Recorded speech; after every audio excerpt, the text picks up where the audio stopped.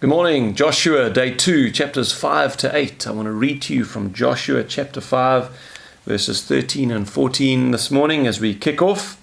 And it came to pass, when Joshua was by Jericho, that he lifted his eyes and looked, and behold, a man, capital M, stood opposite him with his sword drawn in his hand. And Joshua went to him and said to him, "Are you for us, or for our adversaries?" So he said, "No, but as commander of the army of the Lord, I have now come." And Joshua fell on his face to the earth and worshipped, and said to him, "What does my Lord say to his servant?" So quite an intriguing event. Just before Joshua and the nation of Israel now conquer the very first city they get to, Jericho, he has this weird encounter with this divine figure. Now, first of all, who is this commander of the armies of the Lord? Well, quite clearly it is God, okay, because Joshua is worshipping him.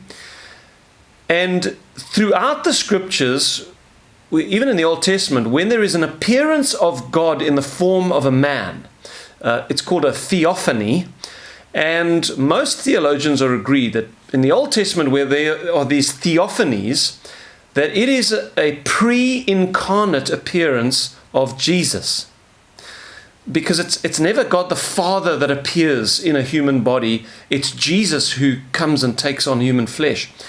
And so other examples of this are in the Garden of Eden. We see that before the fall, that God was walking in the garden in the cool of the day. And we assume that he would have fellowship with Adam and Eve, that they would walk together in the garden.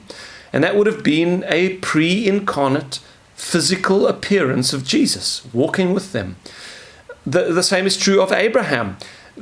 We know from the story of Abraham when these three mysterious figures arrive at his tent just before they go and destroy Sodom and Gomorrah, that one of them turns out to be Yahweh himself, and then the two others are angels. So that's what's happening here. This is God himself appearing to Joshua. Now, the question then arises, why did this happen? Because we don't hear anything more about it after that.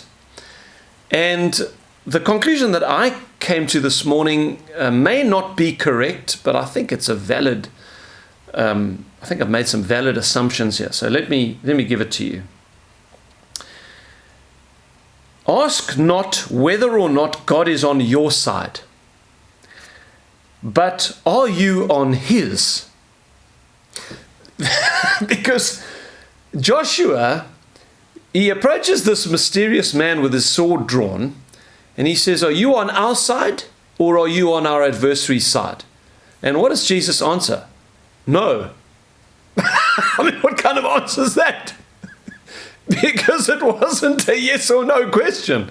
It was, whose side are you on? Are you on our side or their side? No. And this is the lesson. No, says the commander of the armies of the Lord. But as the commander of the armies of the Lord, I have now come. Joshua, it's not about whether I'm on your side. It's about whether you're on my side. For I am the commander of the armies of the Lord, not you. Okay, so what is the application of this that I want to bring out for our lives? All the things that we want to do in life and to achieve in life and to gain and get in life, all of these things that are our own desires and tasks and plans are irrelevant unless they are what Jesus wants for us. And we all need to be reminded of that. And perhaps it was that Joshua needed to be reminded of this. You know, he was surely in his own mind doing exactly what God wanted him to do. I mean, he was about to enter the promised land. He was about to conquer the land. This is what God had told him to do. So let's just get on and be busy with it. But even in the busyness of doing what you believe God has told you to do, it is still a danger that your heart can drift into self-sufficiency and not seeking him. Perhaps in Joshua's heart, he was getting so busy with the tasks that were at hand, that he was in danger of forgetting that he still continually needed to seek the guidance of God and the rulership of God, that he needed to continually lay his own authority down before Jesus and seek the counsel of his Savior, of his commander. It doesn't have to be this way in our lives, because this is the great danger of success. When you become successful and things are busy and everything's working and like everything you touch seems to turn to gold, the danger is that you begin to rely on yourself, that you stop seeking God, that you lose that edge, that you lose, in the words of Jesus to one of the churches in Revelation, you lose your first love. This is the danger of success. Now, it doesn't have to be that way, but it is a danger, and it is good to be reminded of that danger, just as Joshua was here, because, whether you realize it or not, there are still many more battles coming in the future in your life. There still are more in which you are going to need the counsel and help of God.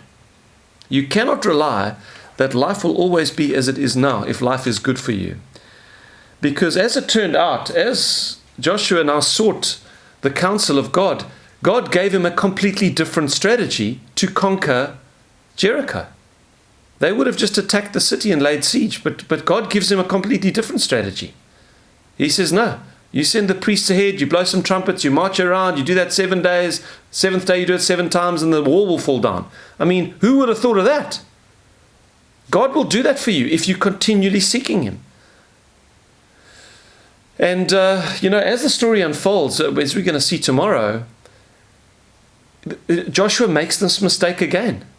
When the Hittites, I think it is, they come to him and they pretend to be from a foreign nation where actually they were one of the people of the land. And so Joshua and the elders of Israel make a covenant with them, which they should not have done because they did not seek counsel of the Lord.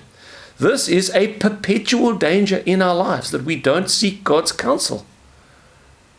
And so remember this. It's not about whether God is on your side. It's about whether you are on his side and fighting under him. Good to be reminded. So God bless you. I will see you tomorrow.